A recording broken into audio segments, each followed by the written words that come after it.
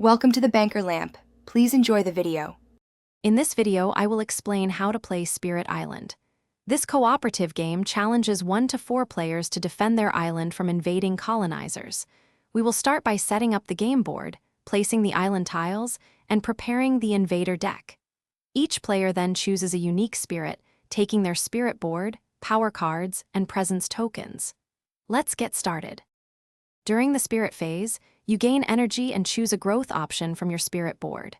Growth allows you to add presence to the island, gain new power cards, or reclaim used ones. Then, you can play fast power cards by paying their energy cost.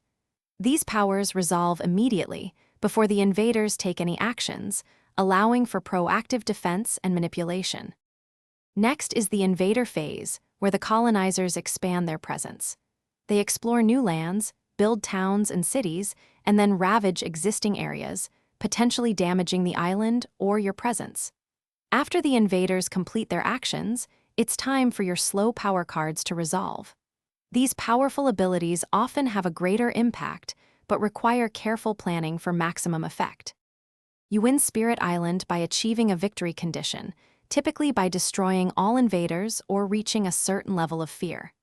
Fear is generated by your actions and can unlock powerful fear cards, making victory easier. However, you lose if the island becomes too blighted, if a spirit is destroyed, or if the invader deck runs out. Plan wisely to protect your island.